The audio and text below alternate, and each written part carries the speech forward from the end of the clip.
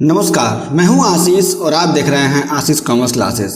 मेरे प्रिय साथियों, हम लोग अपने वीडियोस में कॉन्ट्रैक्ट एक्ट यानी अनुबंध अधिनियम की चर्चा कर रहे थे और आज के हमारे वीडियो का टॉपिक है अनुबंध का खंडन यानी ब्रीच ऑफ कॉन्ट्रैक्ट।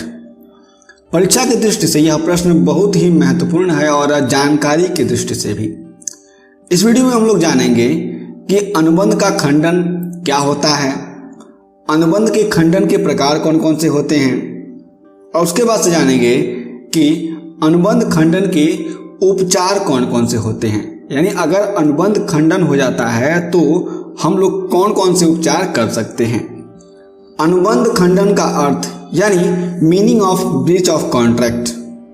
किसी भी अनुबंध के निर्माण के समय सभी पक्षकारों से यह आशा की जाती है कि जब तक सभी पक्षकारों को अनुबंध से मुक्त न कर दिया जाए तब तक वे इसका पालन करें। यानी जब कभी भी कोई एग्रीमेंट होता है तो जितने भी उसमें पार्टीज होती हैं, जितने भी पक्षकार होते हैं, उनसे यह आशा की जाती है कि जब तक इस अनुबंध की डेट है उस डेट तक हम लोग क्या करें, अनुबंध में जो भी रूल्स एंड रेगुलेशंस हैं, जो भी नियम हैं, उनका पालन सभी लोग करें।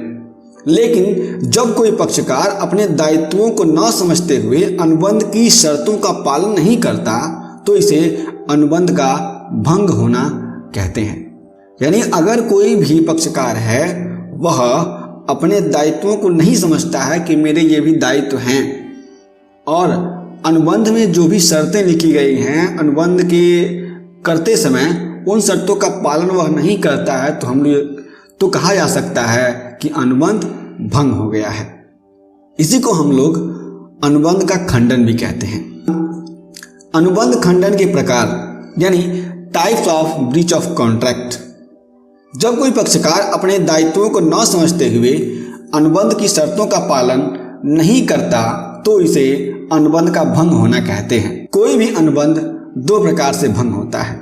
पहला वास्तविक भंग यानी एक्चुअल ब्रीच और दूसरा प्रत्याशित या समय से पूर्व भंग जिसको हम लोग एंटीसिपेटरी ब्रीच के नाम से जानते हैं। इसमें अब हम लोग पहला देखते हैं वास्तविक भंग यानी एक्चुअल ब्रीच। यदि अनुबंध के निष्पादन के निश्चित समय पर अथवा निष्पादन के समय कोई पक्षकार अनुबंध के अधीन दायित्वों को निष्पादित करने में असफल रहता है तथा अपने दायित्वों का निष्पादन करने से इनकार कर देता है तो वह वास्तविक खंडन कहलाता है। यानी अगर हम लोग अनुबंध का निर्माण कर दिए हैं और उसमें अगर कोई पक्षकार क्या कहता है कि अपने दायित्वों का पालन नहीं करता है तो वह क्या कहा जाएगा, या फिर वह पक्षकार अपने दायित्वों का पालन करने में असफल रहता है तो कहा जाएगा कि यह वास्तविक खंडन है। दूसरा प्रत्याशित या समय से पूर्व भंग यानी एंटीसिपेटरी ब्रीच ऑफ कॉन्ट्रैक्ट। यदि अनुबंध का कोई पक्षकार अनुबंध के निष्पादन से पूर्व ही अपने शब्दों से अथवा अपने आचरण के द्वारा अनुबंध को निष्पादित न करने का स्पष्ट अभिप्राय प्रकट करता है तथा निष्पादन के लिए अपने आप को असमर्थ बना लेता है तो इसे प्रत्याशित या रचनात्मक खंडन कहते हैं। यहाँ पे कहा जा रहा है कि अगर हम लोग कोई एग्रीमेंट करने जा रहे हैं, दो पक्षकार हैं वो अपना एग्रीमेंट करने जा रहे हैं और अभी एग्रीमेंट हुआ ही नहीं है, उसके पहले एक पक्षकार यानी एक पार्टी बता रहा है कि हम अनुबंध नहीं कर सकते हैं, हम ये हमारे में ये दिक्कत है वो दिक्कत है, तमाम तरह का बहाना बना लेता है या फिर वो अपने आप को असफल बताता है कि मैं असमर्थ हूँ, इस तरीके से मैं अनुबंध नहीं कर पाऊँगा। तो इस कंडीशंस में जो बात आएगी उसको हम कहेंगे कि यह प्रत्याशित या रचनात्मक खंडन है किसी भी अनुबंध का। अब देखते हैं अनुबंध खंडन के उपचार यानी remedies for breach of contract. जब अनुबंध का एक पक्षकार अनुबंध का खंडन करता है तो दूसरे पीड़ित पक्षकार को निम्न उपचार प्राप्त होते हैं। यानी अगर कोई भी दो पक्षकार हैं, दोनों में अनुबंध हो रहा है, उसमें से एक पक्षकार क्या करता है, अनुबंध का खंडन कर देता है, यानी अनुबंध को तोड़ देता है, तब क्या होता है, जो दूसरा पीड़ित पक्षकार है उसको कुछ न कुछ लाभ मिलता है। उन्हीं उपचारों को, उन्हीं लाभ को हम इसमें जानेंगे। पहला, अनुबंध को निरस्त करना यानी रेसिशन ऑफ कॉन्ट्रैक्ट। यहाँ पे कहा जा रहा है कि जो पीड़ित पक्षकार है वहीं पे अनुबंध को निरस्त कर सकता है, यानी भंग कर सकता है, किनारे कर सकता है। दूसरा, क्षतिपूर्ति के लिए वाद प्रस्तुत करना, यानी suit for damages or monetary compensation, यानी अगर कोई भी पक्षकार पीड़ित हुआ है किसी अनुबंध के ब्रीच होने से तो वह न्यायालय में जाकर के सूट फाइल कर सकता है, यानी केस कर सकता है। किसके प्रति? उस व्यक्ति के प्रति जिसने क्या किया है, कॉन्ट्रैक्ट को ब्रीच किया है, यानी भंग किया है किसी भी अनुबंध को। तीसरा, अर्जित पारिश्रमिक प्राप्त करना, सूट फॉर क्वांटम मेरिट। यहाँ पे कहा जा रहा है कि जो भी पारिश्रमिक पीड़ित पक्षकार ने पहले अर्जित किया था वह उसको प्राप्त करने का अधिकारी होता है। चौथा, निर्दिष्ट निष्पादन का अधिकार, क्लेम फॉर स्पेसिफिक परफॉर्मेंस। पांचवा, निषेधाज्ञा पाने का अधिकार, यानी क्लेम फॉर इंजंक्शन। अब हम लोग इसको विस्तार से समझते हैं, जिसमें पहला था अनुबंध को निरस्त करना, यानी रेसेशन ऑफ कॉन्ट्रैक्ट। जब एक पक्षकार अनुबंध के अंतर्गत उत्पन्न अपने दायित्वों को पूरा नहीं करता तो दूसरा पक्षकार अनुबंध निरस्त या समाप्त हुआ समझता है, जिसके लिए वह क्षतिपूर्ति की मांग भी कर सकता है। इस दशा में पीड़ित पक्षकार अनुबंध की शर्तों से मुक्त हो जाता है, यानी अगर कोई पक्षकार है उसने अनुबंध को तोड़ दिया तो जो दूसरा पक्षकार है वह यह समझता है कि अनुबंध क्या है, निरस्त हो चुका है, और इस दशा में जो भी क्षतिपूर्ति पीड़ित पक्षकार को हुई है उसकी वह मांग करेगा, और वह मांग करते समय अनुबंध के सभी शर्तों से मुक्त रहेगा, यानी कोई भी नियम उसके ऊपर लागू नहीं होगा जो पीड़ित पक्षकार है। दूसरा, क्षतिपूर्ति के लिए वाद प्रस्तुत करना, suit for damages or monetary compensations. जब एक पक्षकार के द्वारा अनुबंध भंग किया जाता है तो पीड़ित पक्षकार को दूसरे पक्षकार से क्षतिपूर्ति करवाने का अधिकार होता है। यह क्षतिपूर्ति केवल और केवल धन संबंधी ही हो सकती है। क्षतिपूर्ति का उद्देश्य पीड़ित पक्षकार को आर्थिक दृष्टि से उस स्थिति में रखना है कि जहां पर अनुबंध निष्पादन की दशा में हो जाए। क्षतिपूर्ति दंड रूप में नहीं बल्कि हानि की पूर्ति के लिए होता है। तो ये बात है कि अगर कोई पक्षकार है वह अनुबंध तोड़ दिया है तो जो पीड़ित पक्षकार है वह क्षतिपूर्ति के लिए लायबल होता है, क्षतिपूर्ति का अधिकारी होता है, और वह क्षतिपूर्ति ले सकता है, लेकिन वह क्षतिपूर्ति केवल पैसे में ही लेगा। ये सारी बातें इसमें हम लोग समझते हैं।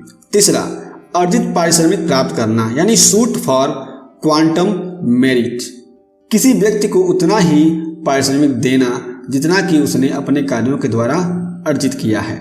यह वाक्यांश लैटिन भाषा के एक वाक्यांश का हिंदी अनुवाद है, जिसको विस्तार से इस प्रकार समझा जा सकता है कि जब कोई व्यक्ति किसी दूसरे व्यक्ति को उसकी प्रार्थना पर किसी वस्तु की पूर्ति करता है अथवा उसके लिए कोई कार्य करता है तो, और यदि उसके लिए पहले से कोई और पारिश्रमिक निश्चित नहीं हुआ है तो न्याय की दृष्टि से उसे उचित पारिश्रमिक मिलना चाहिए।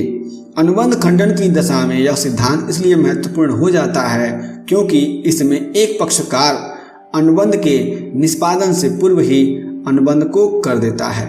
ऐसी स्थिति में प्रथम पूरे किए गए पारिश्रमिक या भाग के लिए न्यायपूर्ण पारिश्रमिक पाने का अधिकार होता है।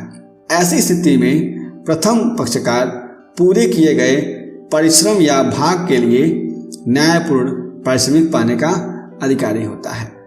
तो ये बात इसमें कही जा रही है कि अर्जित पारिश्रमिक प्राप्त करने का उसको अधिकार होता है जितना उसने अर्जित किया हुआ है। चौथा, निर्दिष्ट निष्पादन का अधिकार, यानी क्लेम फॉर स्पेसिफिक परफॉर्मेंस।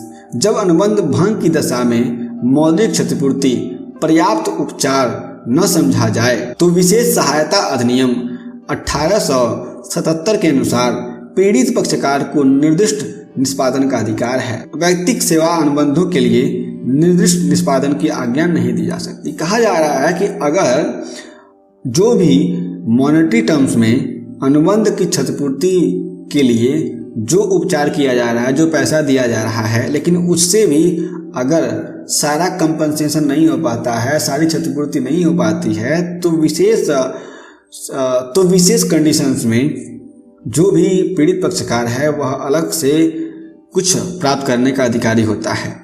और अगर यह व्यक्तिगत सेवा के लिए है तो इसमें जो व्यक्ति है उसको निर्दिष्ट निष्पादन की आज्ञा नहीं दी जा सकती। निषेधाज्ञा पाने का अधिकार यानी क्लेम फॉर इंजंक्शन। अनुबंध खंडन से पीड़ित पक्षकार विशेष परिस्थितियों में निषेधाज्ञा प्राप्त करने का अधिकारी होता है। जब अनुबंध का कोई पक्षकार किसी कार्य को नहीं करने का वचन देता है परंतु वह पक्षकार फिर भी उस कार्य को करके अनुबंध को भंग कर देता है तो कुछ परिस्थितियों में दूसरे पक्षकार को यह अधिकार होता है कि वह न्यायालय की मदद से उस पक्षकार को अनुबंध करने से रोक सकता है। यहाँ पे कहा जा रहा है कि अगर कोई पीड़ित पक्षकार है, उसने अनुबंध किया है और वह इस परिस्थिति में है कि जो भी अनुबंध उसने किया था वह किसी कार्य को न करने के लिए किया था, लेकिन जो पक्षकार है, जो अलग पक्षकार है जिसने पीड़ित किया है, वह क्या करता है, जो भी अनुबंध की शर्तें हैं उनसे हट करके काम करता है और जानबूझकर अनुबंध को भंग कर देता है, तो जो पीड़ित पक्षकार है वह न्यायालय में जा सकता है और न्यायालय में जा करके अनुबंध को भंग करने से रोक सकता है। और ऐसे कंडीशंस में क्या होगा कि उसका नुकसान बच जाता है। मेरे प्रिय साथियों, ये था अनुबंध का खंडन जिसको हमने विस्तार से जाना और समझा। यदि आपके पास कोई भी प्रश्न हो तो आप नीचे हमें कमेंट बॉक्स में जरूर बताइए। हम फिर से मिलेंगे एक नए वीडियो के साथ, तब तक के लिए